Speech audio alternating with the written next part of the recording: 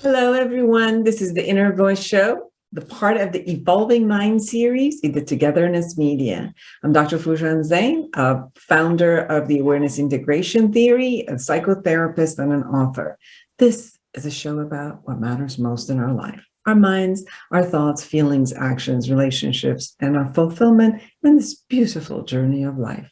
Today, I'll share the tip of the week about how to be present to who you are today, how to deal with the past, and how to create the future for you.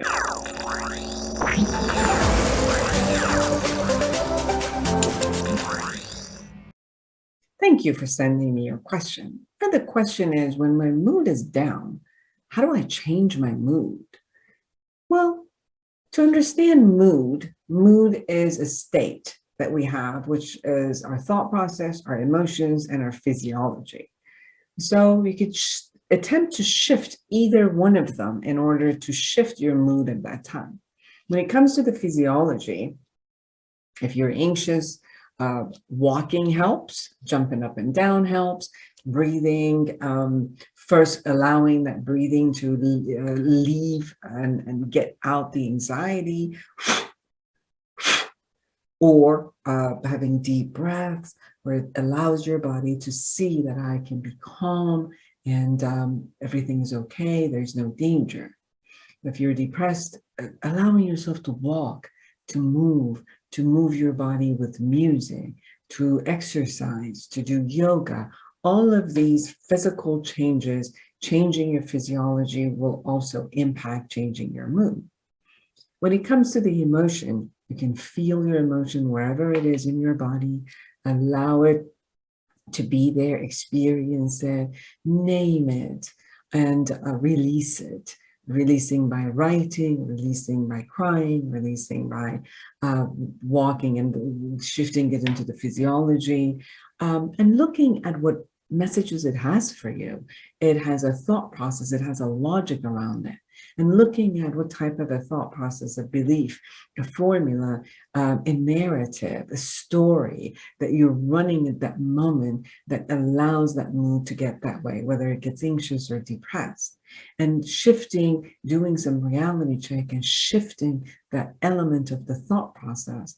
And as you do all three, where you shift the physiology and you access the emotion and name it and release it, and you challenge and reality check your mood, you'll see that if your intention is to shift it by being with it, being intentional with it, and shifting it, there's an ability for you to do that and gain control over your mood. Thank you.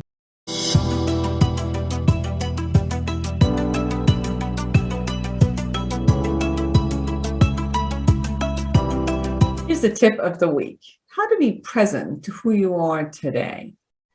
As you become aware of yourself, you will notice that you can witness your thoughts, your feelings, and actions. This happens in the present time. It's a gift to have the ability to experience the thoughts and feelings as well as monitor them as if you are not them, but watching them. This skill can be very helpful in communicating with people around you. Imagine talking to your coworker or your boss as you experience productive communication while you connect with them. You can also monitor your reactions and become intentional in the communication. Picture an argument with a spouse. As you're part of the dialogue, you may become aware of your emotional reactions in your body and become aware of the thought process that is igniting your emotional reaction. This view may support you to become intentional in sharing and negotiating the matter at hand in a calm and amicable way, rather than like getting triggered at each other and pushing each other toward a fight. So the present time is where intervening happens. It is where intentional change occurs. As people become aware of the triggers, emotional reactions, or destructive behaviors, they get interested in the reason behind it and the origination of it. I've noticed that some people look outside of themselves to figure out the answer to their questions that are about them. since they have not been trained or have the skills of looking at themselves without being punitive. Insight of when and where a person has made a decision about themselves or the world lies within the person and not outside of them. Recently, due to people having access to many media or social media, which describes mental illnesses, personality disorders, personality types, they end up diagnosing themselves or everybody around them inaccurately. This process not only does not help the person, but gives the scolding and a punitive mind another ammunition to put themselves down. So the insight about how we have acquired certain thought, certain beliefs, certain feelings, or behavioral pattern is very useful.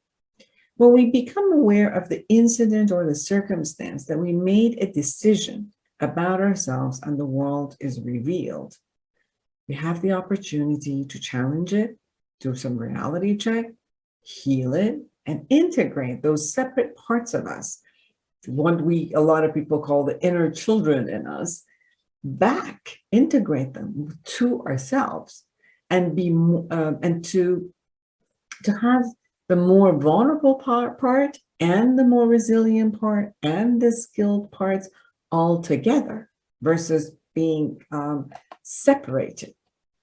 Regardless of the above process, we still need to gain skills to move forward. Having insight is important. However, it does not automatically give us the skills that we need for today. You can gain the insight that the reason you get so angry so fast in an argument with your spouse is that your parents fought that way with each other and reacted to you in that way in the same format.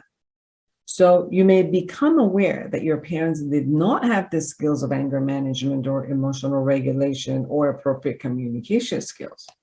Therefore, you followed their path and role model their behavior as the only way of reacting.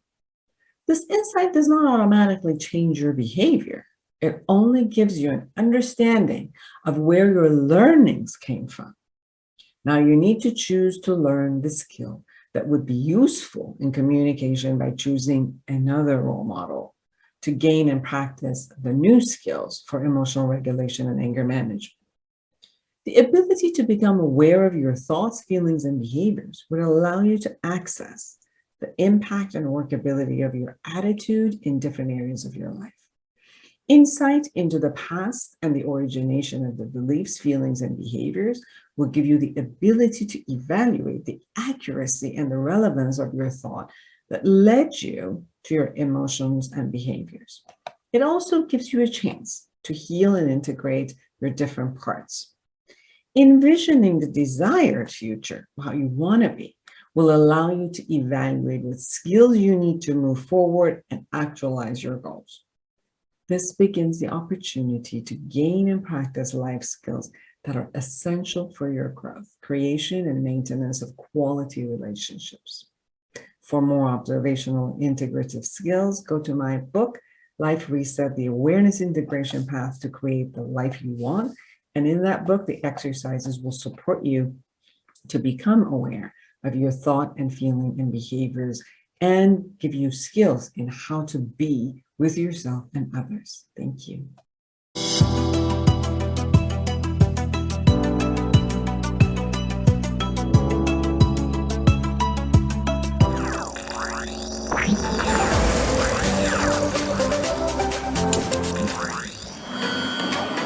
Togetherness Media. Togethernessmedia.com.